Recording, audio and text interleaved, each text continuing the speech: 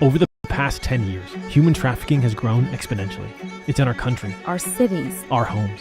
Today, millions of children are trapped in modern-day slavery. Can it end? We've done it before. History has shown that when enough dedicated people rally together, change is inevitable.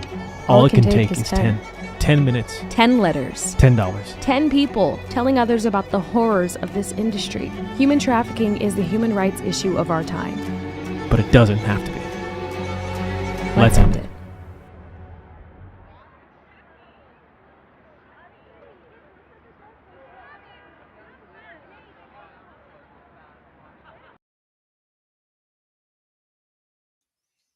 How's it going, everybody? Welcome to Zoe International's Hope in Action live stream. Happy Friday. We're glad you're here. We're thankful that you are joining us today. Today's stream is going to be a little bit different than our normal streams. If you guys have tuned into our Hope in Action before, for those who aren't aware, last week the Race Across America took place, wrapped up, and Zoe entered an 8-man team. They took first place in their division. It was a huge success. Not only did they raise a ton of awareness of child trafficking and the fight against it, but also they raised over $650,000 for the cause. And again, the riders, the crew, these are volunteers. They are giving up their own time to go on this journey. None of the money is going to them. They give it all to the cause. It was an amazing event. We were streaming for the entire thing. We had interviews on it, so you can go back on our YouTube channel and Facebook and take a look at those if you missed it. And we also had interviews with partners, with the writers, with staff. Those are going to be being posted on our YouTube as well. But for those who missed it, or maybe you guys weren't there, or it was at a random time of the night, we're going to be replaying just some of the interviews of our staff that were joining us on the stream, just so we can, again, those who are just unfamiliar with Zoe, or maybe you're not sure quite what's going on globally, we just wanted to show you guys some of those interviews so you can get a better just grasp of what's happening all around the world in the fight against child trafficking. So without further ado, we're going to be starting with our interview with David Cross from Australia. Again, the interviews today, these are all going to be pre-recorded. They should be being posted on our YouTube as well. But thank you again for joining us. And let's take a look at our first interview.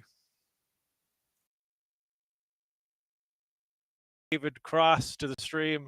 David, how's it going, sir? Well, we're doing very well. Thank you. Well done to our riders. Hey, how are we all feeling in the van? We doing okay? I think their service has been pretty spotty, so I'm not sure if they can hear you. But if they can, maybe they'll give us a thumbs up and we'll see it. Yeah. David, so good. Thank you for taking the time. Thank you for waking up early where you are on your side of the world. For people who aren't aware or familiar, could you just let them know who you are and what you do here at Zoe? Yeah, absolutely. So yes, my name is David Cross. I've been with Zoe International since January 2010. So spent a lot of that first season working with our team in Thailand. And so my wife and our family moved to northern Thailand, and we spent 11 and a half years working with our team there. And then my current role is I serve as the country director for Australia. So overseeing our work here in Australia in the areas of prevention, rescue and restoration. Awesome. Thank you, David. It's always a pleasure getting to talk to you and having you on. And so what are some of the things that right now, for people who are watching, I'm just trying to give them some more information. Maybe they heard about RAM and this is the first time they've heard about Zoe. What are some of the things that you guys are doing over in Zoe, Australia? Yeah, it's so good. And it's so great. It's such a great event, isn't it? Like an event to help people understand a bit more about the work that Zoe's doing and obviously the fight against child trafficking. So here in Australia, our work is focused on the three key areas in our rescuing every child. So that's prevention of child trafficking, rescue of children from slavery, and the restoration of children. So right now, where we're at the moment, most of our focus is in the area of prevention. So we have school curriculum that we have available. We make free available. We have one unit for year 10 and one unit for year 9. So we have curriculum that goes into schools all over Australia that a teacher could download and pick up today and teach that in their classroom tomorrow. And then we do a lot of awareness raising throughout Australia. So that's speaking at churches, community groups, and trying to have people understand that child trafficking, yes, it's a global problem, but what we know about human trafficking and slavery is it affects every single nation of the world. So where we're at currently in Australia, there's not really a very strong understanding in our country of the issues around domestic child trafficking. I think often when people hear about human trafficking, they think, oh my goodness, the problem's over there. And we often separate ourselves from challenges. We separate ourselves from problems. And so there's a huge focus or a heartbeat in Australia to support the work of Zoe overseas. But we're still on a journey for our work in Australia to try and have people understand that there actually is an issue domestically, and there are children in Australia who are victim survivors of child trafficking. So prevention is a huge step. Education, awareness raising is part of what we're doing. So then when we kind of step across into areas like the rescue work, we're currently not active in removing children from harm. But in that area of our work, we're trying to increase the identification of children. So that's looking at issues around the law in Australia. How do we increase identifying these cases? And then the big challenge, Christian, is if you then find children, where do they go? Sure. And so a huge heartbeat is for Zoe internationally is to try and provide, long-term care of children and that restorative care. So we're building a restorative care model at the moment. It is not active yet, just like what Zoe's done in LA and in Thailand. Our hope, our dream is get to the point that we can care for children who are removed from harm. Yeah. Amen. On that, David, are there, it's like, for people who are watching, what would you say is, just like a big prayer request that you would have? Like, how could people be praying for you and the work that you guys are doing? And maybe there's some challenges that you're facing or doors that need to be opened. What are some specific prayer requests? That's really good. Prayer requests for us would be we need a lot of wisdom. We are pioneering. And I think when you're pioneering, it's like walking uphill every day. Our riders at the moment are grueling. Yeah, Every they're getting it too. Yeah. They are having to work. And we're in the season of pioneering this work in Australia. And because there's not a huge... the Australian government has done excellent work around issues around forced labour, around migration, and around situations of forced marriage. There's not a huge focus at the moment specifically on children, and specifically children from domestic child trafficking. So a prayer for us would be around how do we continue to be the voice for the voiceless? How do we continue to amplify children's voices here in Australia?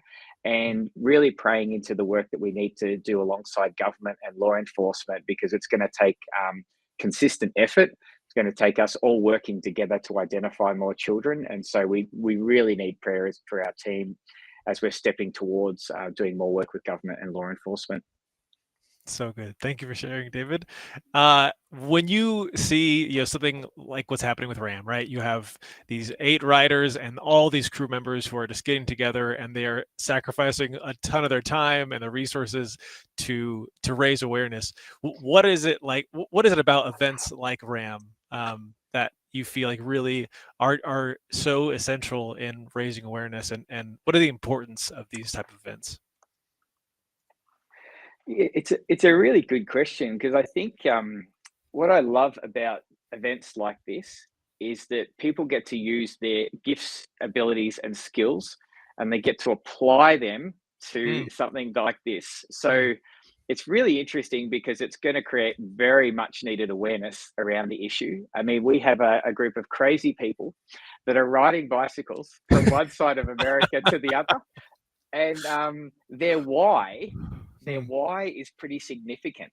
I mean, they're doing this because kids need to be rescued from harm, and kids need to have their lives restored. So when I look at what the guys are doing and the whole support team and the crew, yes, it's about a bike race, but it's so much more than that. This will spark conversations into communities. It sparks conversations in networks. And also, I did have a look at the total. It's raising a lot of finances for this work, which can't be underestimated. I mean, that is a lot of funds that are being raised for this. And so it's incredible how it's got lots of outcomes. There's the awareness piece. there's the finance part, Yeah. and I think it just helps create other conversations. It's not always an easy topic to talk about, child Mm, trafficking. mm, It's hard to talk about these things, and Zoe, we're very careful with what we share about children. But Zoe means life, and when I look at events like this, it's a way of talking about a hard topic in a really different way, mm. because they're out and it's pretty hot for you guys. So they're out grueling, but there's conversations that happen around events like this that have long term implications, Yeah. which can really help Zoe in our mission to reach every person and to rescue every child. Yeah, yeah, really multifaceted. I love that, David, because one of the things with these guys at the start line, they are just sharing like why they're doing this, and it comes out so naturally, and people just receive it.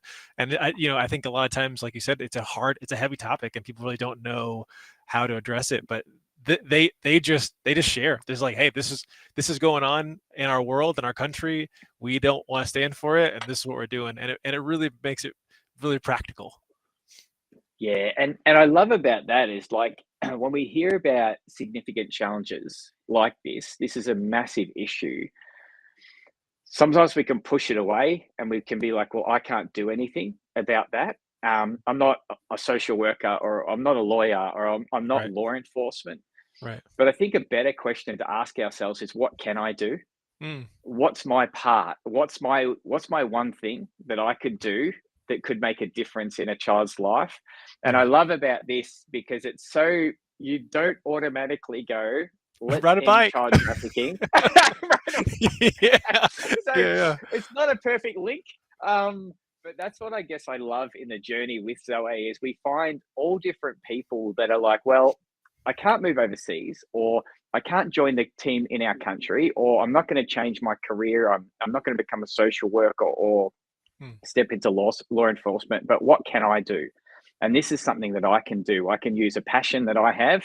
And I clearly think bike riders are a little crazy, but it's a passion, right? It's a passion that they have. And mm, then they're using that passion to make a difference in someone else's life. And for me, and for someone who's been working in this area with Zoe for a number of years, I just love seeing people thinking about what can I do and using a passion that they have to use that to make a difference in other people's lives. I think it's absolutely beautiful. yeah, yeah. I couldn't agree more. Last question, and I know I know you've shared your thoughts. Hey, riding bikes maybe not your thing. If you had encouragements, David, for the team, what would you say to them as they are continuing this man grueling journey? Yeah, I mean, I would say thank you. That would be my first thing, because I think they're not ordinary. This is not a normal pursuit, Mm, and I think I think the idea of like what they're doing to sacrifice their time and the training and all the effort that's gone into this is pretty incredible. And I yeah. think it's a real encouragement for all of us when we. I often find this work can be quite isolating. I often would say things like, "We're not the most popular person at a party." When they say, "Hey, what do you do?" and you're like, "Oh," you Hmm. think, "Oh, do I want to have this Right, conversation?" Because it right. kind of goes for a long time. But what I love about this and what I'm seeing with the riders is that it's a real encouragement to all of us. It's an encouragement to Zoe in all of our different countries because it helps us to feel that community that we're a Mm, part of, that we're all working together. We're doing everything that we can do in each of our countries and each of our lives. And it is going to take the effort of all of us. If we are going to see child trafficking ended in our generation, it's going to take mm, a consistent effort. It's going to take hard work, which is a mm. pretty strong picture. It's going to take consistency, and we're going to have to keep working towards this. So I just love the event. I love the guys that are doing it. I love the support crew. There are lots of those people that I've done life with and are dear friends of ours, Yeah, and I that's just right. think That's right. it's so beautiful, honestly, to just be able to come together and say we're going to stand in the gap for children. We're Mm, going to take what we can do, and every day we're going to get up and we're going to push, and we're doing this for something else. That there's nothing greater in life than to live a life for someone else, to do mm, something that you may never get the reward for. And some of the riders may never see the children that they're going to help, they may never see the fruit of their labor. They won't get to journey alongside a child for 1, 2, 5, 10 years and watch them go through this whole journey towards healing and restoration. But for those of us who've had journeyed alongside these children and young people, we just cannot thank you enough, because it takes such a massive effort. I know the rescue part is exciting and glamorous and all of those things, but the part after rescue, to step alongside a child, is pretty significant, and it's not as fun. It's like the guys that are doing the night ride when no one's on the screen watching you, or maybe their family are. There's times that you're by yourself, or you're a very small crew and no one's watching, and you just got to keep pushing ahead. And I think it's a really interesting symbol, the ride. How it's a team effort. We got the one person out the front, and that's like what we're doing at Zoe, right? It could be the Zoe carer or the mum who's the person on the bike, and they're doing the hard one. They're hitting the wind in their face and copying all the elements. But there's a whole support crew behind them that's doing a whole lot of stuff to try and help them be successful and try and help patch them up and go, you can do this, get them in there to fight for the next day. So ultimately for Zoe, it's so we can heal kids from trauma. And I look at what the riders are doing, and I think it's absolutely wonderful. So yes, we will be praying for the team, praying for their safety, and no more hitting elks or whatever else hit that van last night. That's a bit crazy, but also just that they're going to enjoy this journey as well, knowing that there's a much bigger purpose than just finishing a race. This is actually a really significant event, and it's going to make a difference in the lives of children. So well done, guys. We appreciate you, and we are cheering you on from Australia. Thank you so much, David. It's such a good picture, such a good reminder, and thank you for all the work that you are doing also in this fight against child trafficking. Please join me in welcoming Daniel and Anna-Marie from Zoe Japan. Daniel, Anna-Marie, how's it going, guys? Hey, how you doing? Hello. Good to see you. It's so good to see you guys. Always a pleasure getting to talk to you. Thank you so much for taking time out of your morning to join us on the stream. For anybody who isn't aware, could you just introduce yourselves, who you guys are and what you do for Zoe? Yeah, sure. So my name is Daniel, and this is Anna-Marie. She's my wife, and we are from South Africa. We've been in Japan for almost 12 years now, and with Zoe for the past 5 years. And we have to lead the amazing team here in Japan. That's awesome. Yeah, that's it. And that's it. That's all. And that's just lead an entire team in Japan. So could you guys elaborate on what are you guys doing in Japan? What's happening with Zoe Japan right now? Yeah. Sure. Shall I start with the trafficking side, maybe? So maybe just, I think a lot of people are surprised that trafficking happens here in Japan. It's one of the safest countries in the world, right? It's so amazing here. But we have a lot of challenges with children that are being exploited for prostitution in the red light areas. And we also have a lot of children being exploited online, so sextortion or for child sexual abuse material. So a very, very big part of what we do is to raise awareness, to do prevention education. We speak at schools and universities and churches and really anywhere where we can get a chance. And we have a great library of online resources that we make available, bilingual resources, free to anyone that wants to use it for prevention. We operate a hotline for teenagers. And to give some estimates, I think last year we served about 130 clients on that hotline. Wow. So a lot of teenagers that just reach out and say, this is my situation, and they need advice and they need referrals and need some services. So really proud of the team for the great work they're doing there. And I think something that's really exciting that we do is an outreach program. In the major red light district of Tokyo, we minister specifically to runaway teenagers in that area. They run away right into the hands of traffickers, very vulnerable, and we are able to just connect with them and walk alongside them and connect them to the services that they need. And then, of course, the boring stuff is the legal side, but very important. So we advocate for policy reforms. So part of a great group of nonprofits that work in the sector to also see those changes come into place. Yeah, and maybe you can share about the gospel side. Maybe for some of you that don't know, Japan has only got 1% Christians, actually less than 1%, and most of them don't know about Jesus. They've never heard about the gospel, and they would never put a foot in church. They are just too scared of what is church, what is this religious thing people are doing.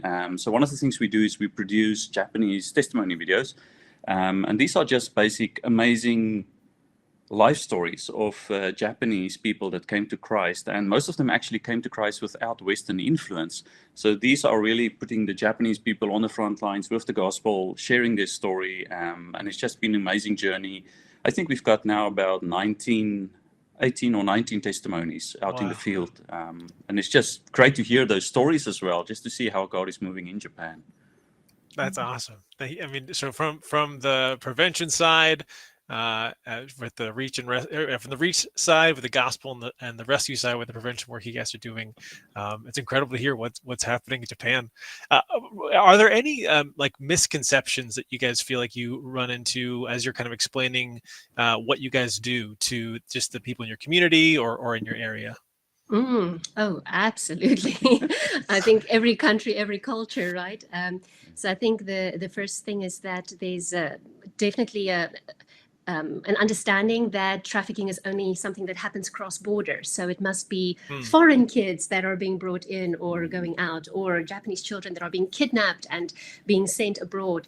And that is not the case at all. I mean, that sometimes happens, of course, sure, but the vast majority of the children that we deal with are Japanese children, and they never leave the country. They are right here in Japan, and and the perpetrators could be from Japan or could be foreign perpetrators, so both sides. So I would say that is the first hurdle, is that it's not cross-border necessarily. And then, of course, just the prevalence of that is really hard to grasp, because without an untrained eye, it's really difficult to recognize, because Japan is so incredibly safe. Mm-hmm. Sure. Yeah. I'll go, Daniel.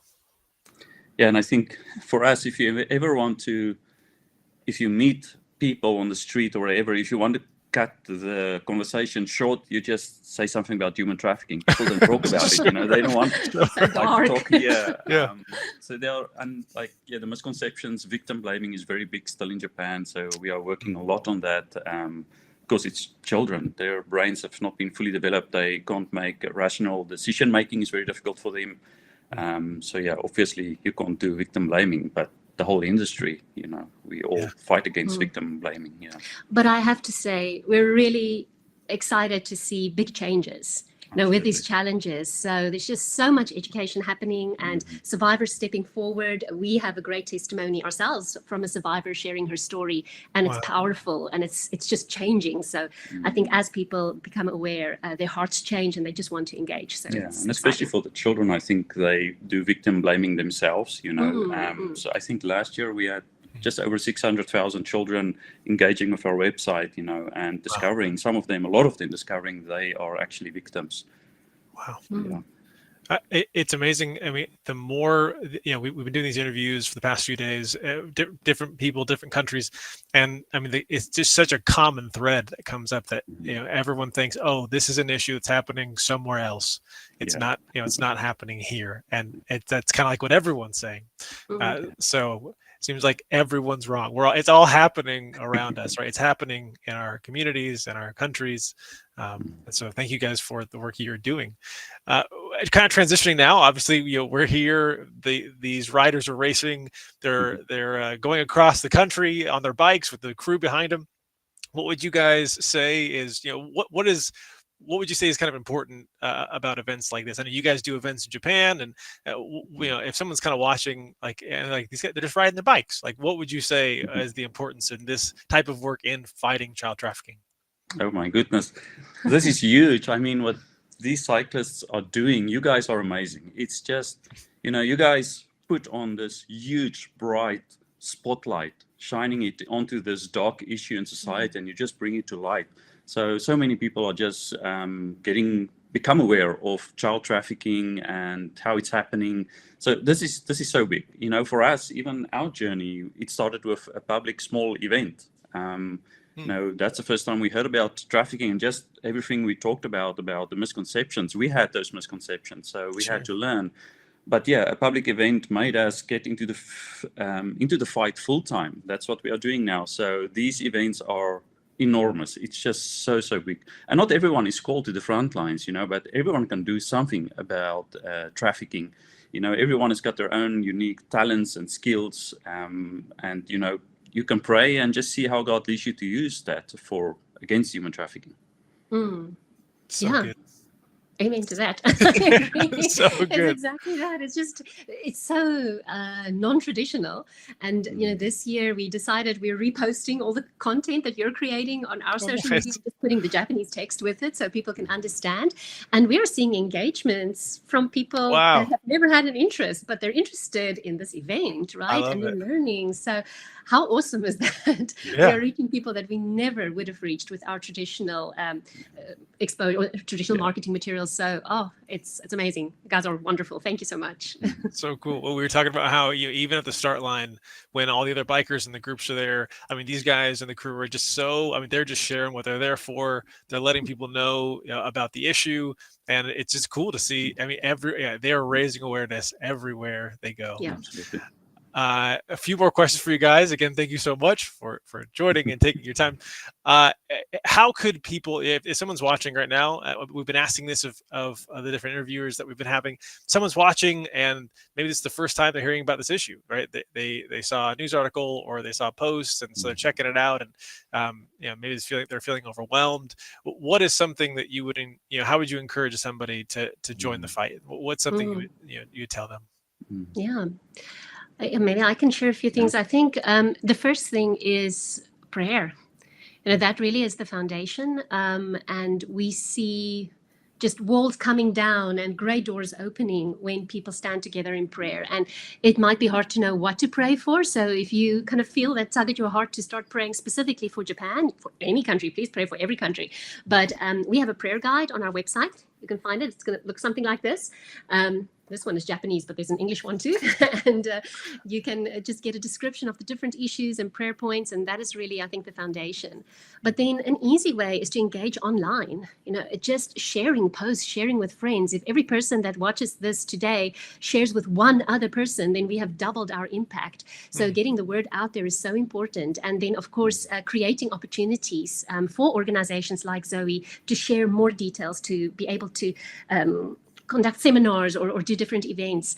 But I think what the RAM team is doing here is really the ultimate, is to say, I'm not a counselor, I'm not a frontline worker, I'm not a person that works for Zoe, but hey, I've got this thing that I love to do, and I can engage people that have similar interests, and how can we turn this into something that will combat trafficking? So I think that really is the answer, is just go and look at your own talents and gifts and see how that can be used. Yeah. I think, like you're saying, I think it's just starting with small steps, whatever you can do. Sharing RAM online with friends or family is it can have a huge impact. We had so many calls or people that reached out to us that someone shared something with them about Zoe or about child trafficking, and a family member, they realized this family member is in danger, and they reached out to us. So it was just someone that, like you, like anyone, can just share this with friends or family. That's a good starting point. I love that. And I love how, that's a great image of you share this with, you just go and share this with one other person. You just doubled the impact, right? For your survey. You just keep doing that, right? It's a very simple thing that you guys can do. So very encouraging. Thank you guys. Final thing, you mentioned prayer. How could people be praying for Zoe Japan? What is? I know there's probably a lot of things, but is there something that you would just on your heart that you would say, hey, if you guys want to pray for us, here's what we would love prayer for? I definitely think just for law enforcement, our building relationships with law enforcement, with government, with different stakeholders, that's huge. That's really the steps that are the big steps forward. And then also just education, prevention strategies that we would really be able to meet people where they are at, and especially victims. That's been a challenge to really get out there and have the victims, fully trust us as well. It's not just about reaching out, and, they need to trust us as well. And I think please pray for staff. Oh, yeah. Japan is an extreme labor shortage. Yeah. It's really, really hard to find Japanese speakers that are also called. You can find a lot of great Japanese people, but to really feel called to to step into this space that is really special. So we are just trusting that the right people will come along and strengthen the team, because there's so much more we want to do.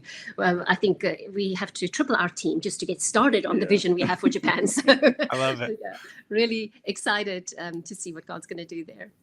Awesome. Thank you guys so much for sharing. On your way out, the riders are there. They can hear you. What is some encouragement that you would give to them as we end our time here?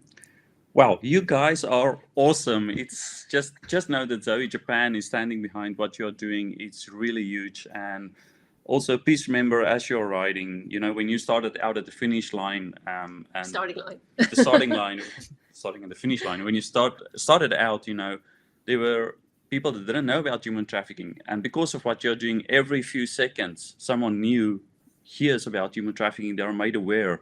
So as you cycle, just keep that in mind. And, when you cross the finish line, so many people that didn't know about trafficking would now know about it. And even victims might become aware like they are victims. They might identify themselves as victims. So please just keep pressing forward, and we love you guys.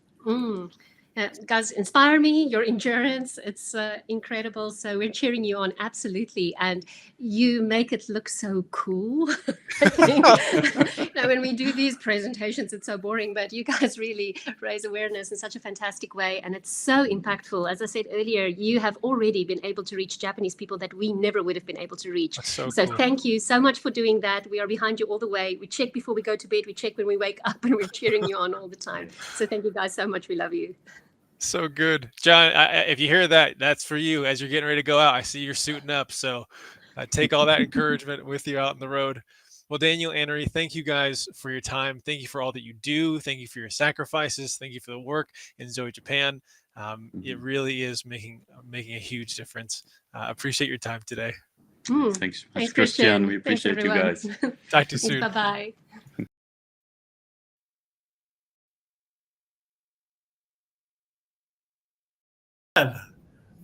Hey, how's it going, Christian? Oh, it's great. Everyone, like Van's cheering for you. Everyone's got you here. It's good to see you. How much sleep you got? Yeah. Last night was pretty good. I think I got 5 hours last night. So we are just rocking. All right. Yeah. So for those who don't know, Brad rode in the 2019 and 2021 Race Across America for Team Zoe, and for the past 2 times, 2023 and this year, is now serves as the race manager for the team. Brad, as you are in it again, this is number 4, right? This is the 4th time. Initial thoughts, feelings, what's going through your mind? Yeah, how's it going? Each experience has been different, but this one is really special. And I think really the reason for that is the unit cohesion and the teamwork that we have going on this year. We've always had a great group of people with us, but this year we really dialed it in just to making sure that we remain focused on the objective, and that is Jesus for one, and the second is the kids and the victims that we serve. So maybe that's the difference. I don't know. We do tend to get a little better each year as this goes on, but this year has been special in a lot of ways. And in some ways, we've never had so many obstacles in our way this year.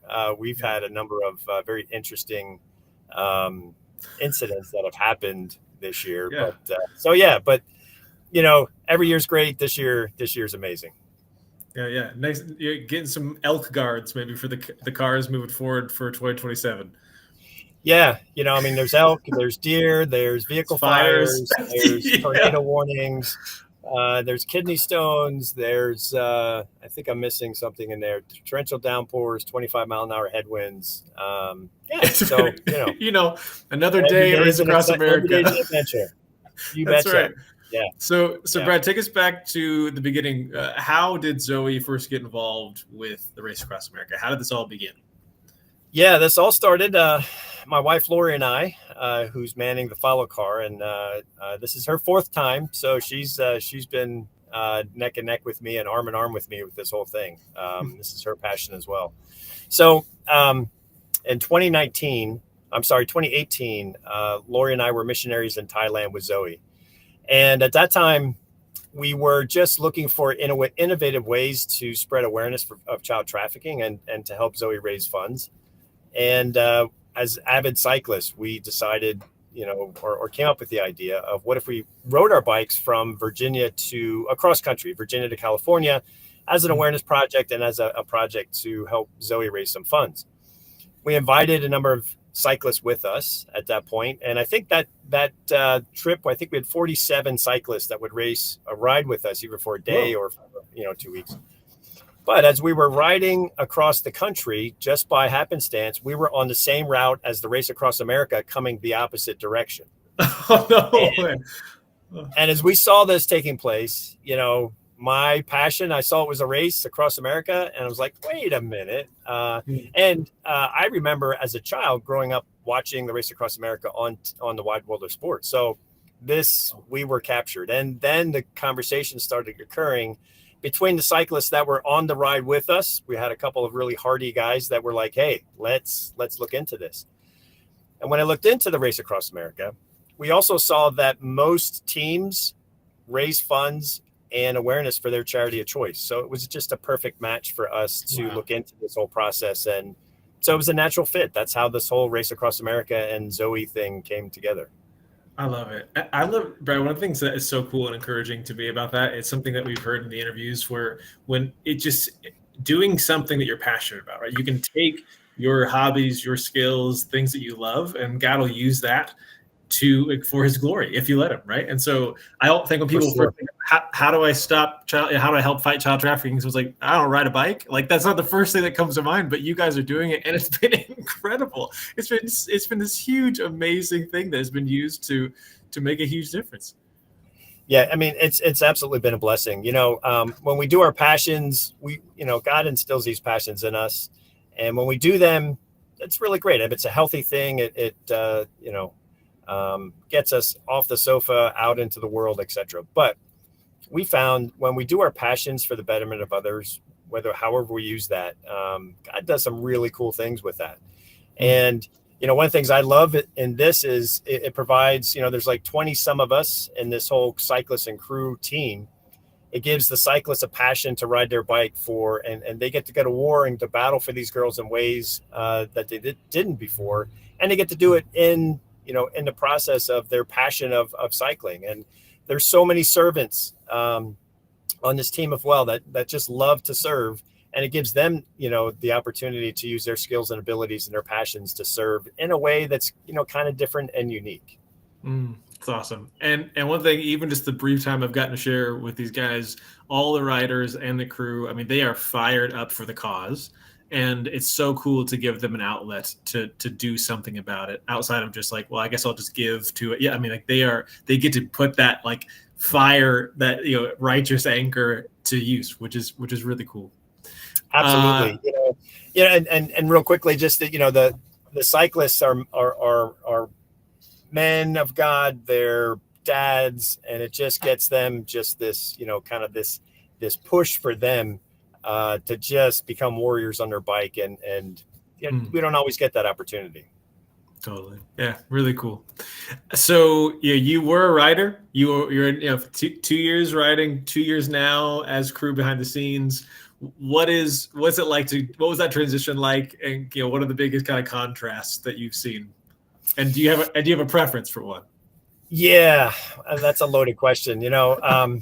Again, as a cyclist, it's hard to be sitting back and watching my brothers just hurt their bodies for a cause and a mission, and I can't help that out with them as a bike as I did before. But it was just a very natural, move for me to move into the managing thing. This thing has gotten wheels ever since, and it's gotten a lot of potential and bigger each year that we've done this. And it probably wasn't even a good idea for me to ride and manage at the same time. I don't think I was doing that well. So it was natural flow for me to move into the management thing. But I think I got more sleep as a cyclist, that's for sure. That was kind of nice. But what I really enjoy is putting teams together and keeping them centered on the cause and keeping them focused on the mission.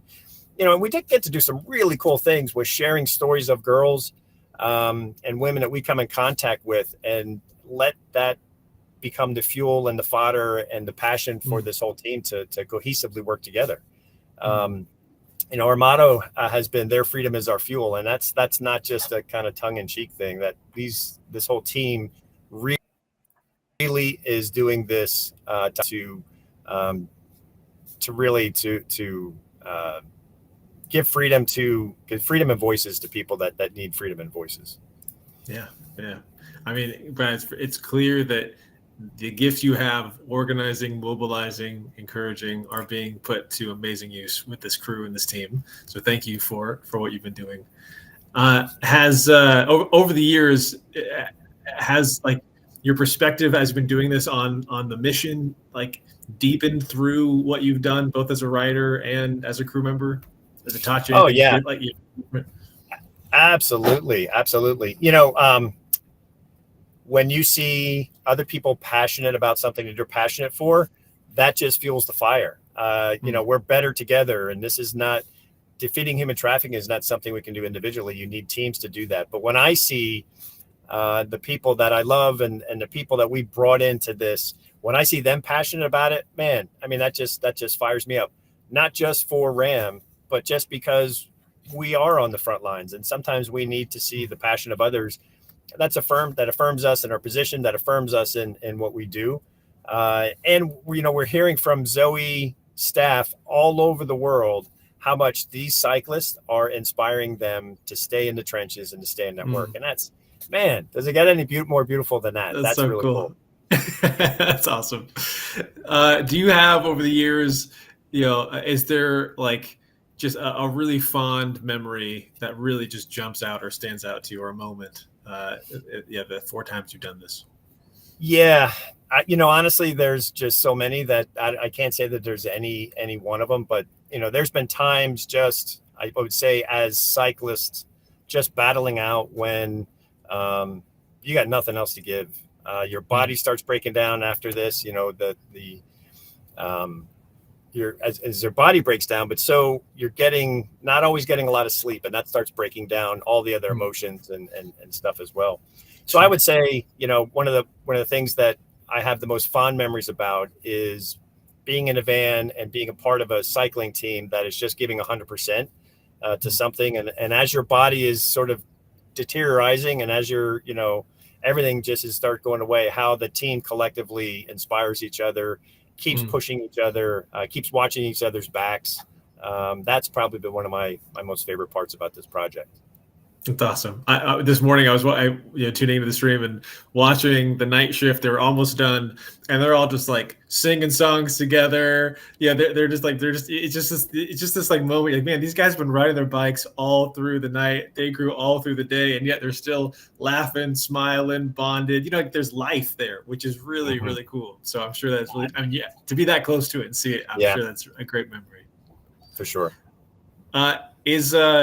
From you've been pouring like years in time and your heart into this, and for people who feel overwhelmed and they hear about this problem and it's like they're just crushed by the mentioning of it, let alone being in the trenches. What is the thing that keeps you going?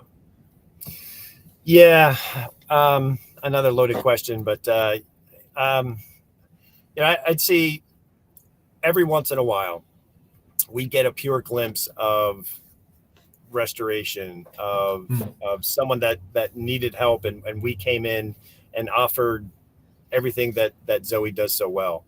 Whether it was doing this work in Thailand or doing this work here domestically in Pennsylvania, I've seen so many things just blow me away by Jesus has this duality about him. He is this fierce warrior to rescue. And I've seen and been a part of investigations where nothing's going right. It just doesn't seem that there's any way to have access to these children or these women. And he just crushes down a door and gives access access to freedom. But then Jesus turns from the fierce warrior into this tender daddy. And just to watch him through the love of other believers and through the love of his healing, just watch him take children and begin to restore them to what they were meant to be.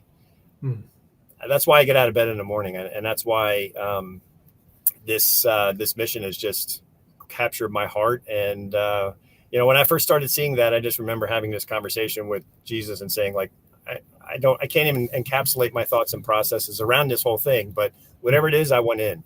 I just want to watch him do that work and just be small. Yeah. I mean, that is a great why. that's a really good why.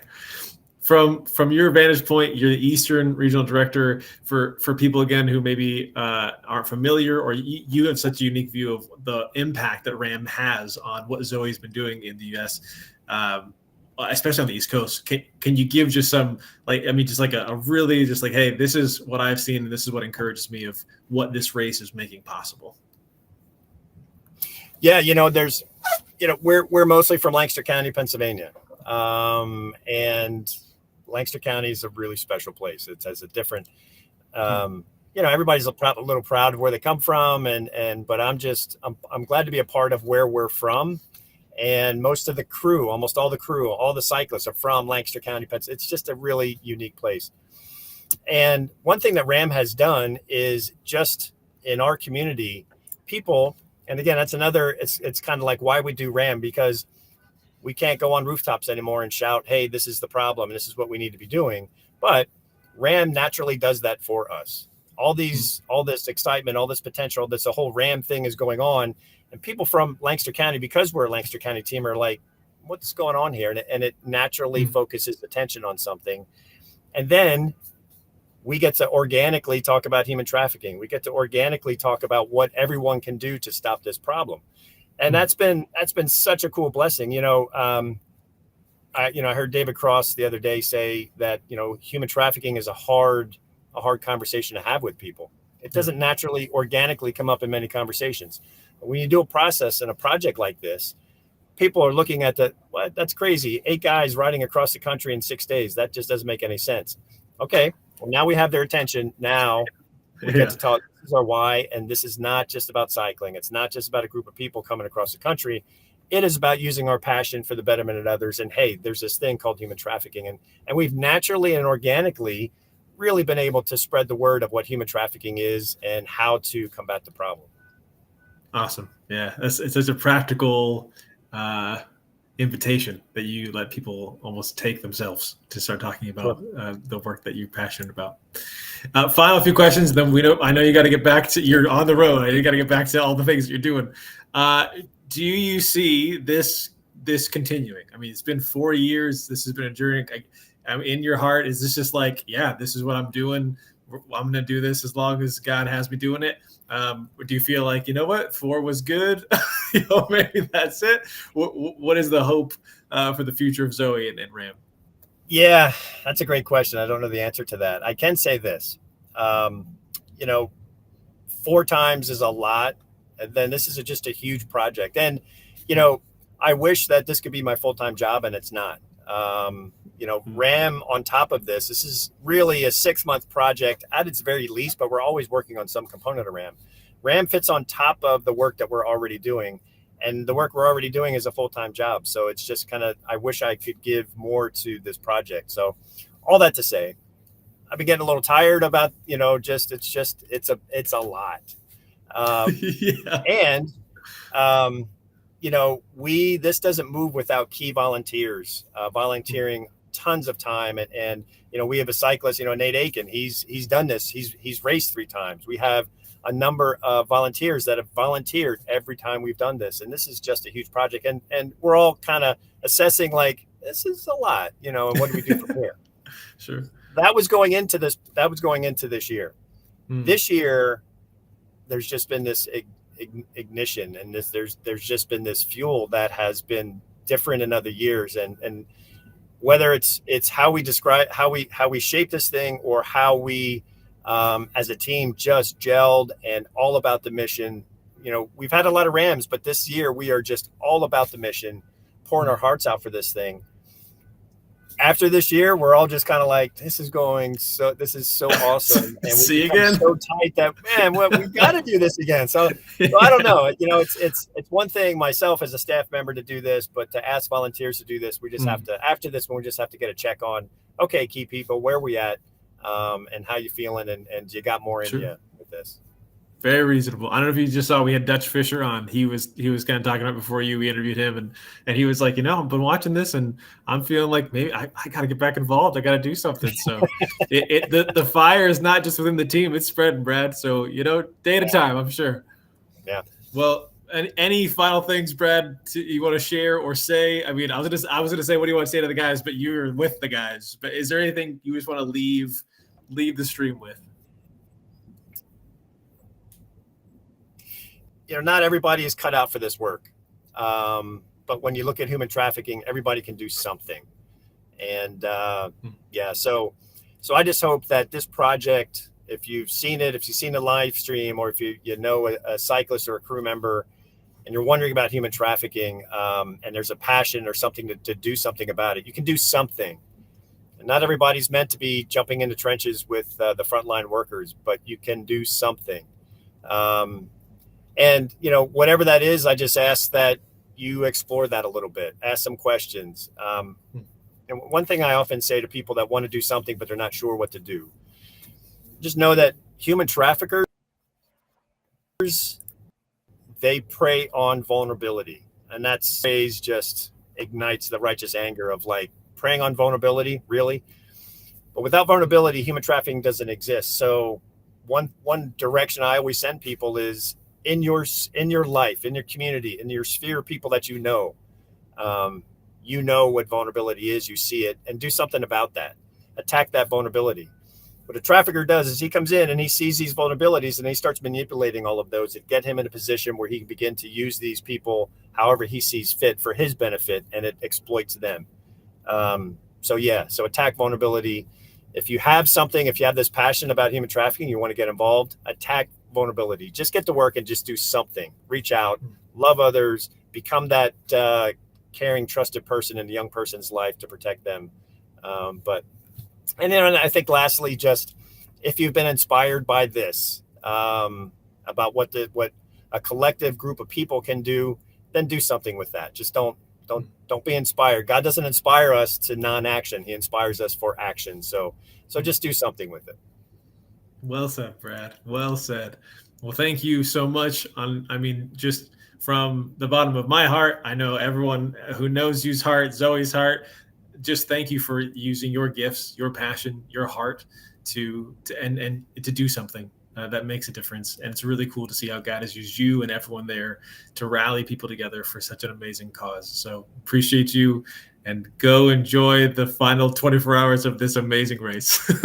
Yeah, the ending's coming up. Giddy up. So that's right. Yeah, it absolutely, this whole thing, it's absolutely my pleasure. All right, Brad. Well, we'll see you at the finish line. Talk to you soon. Yeah. All right. Thanks. Over the past 10 years, human trafficking has grown exponentially. It's in our country, Our cities. our homes. Today, millions of children are trapped in modern-day slavery.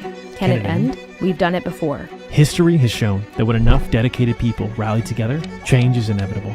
All it can take is 10 minutes, 10 letters. $10. 10 people telling others about the horrors of this industry. Human trafficking is the human rights issue of our time. But it doesn't have to be. Let's end it.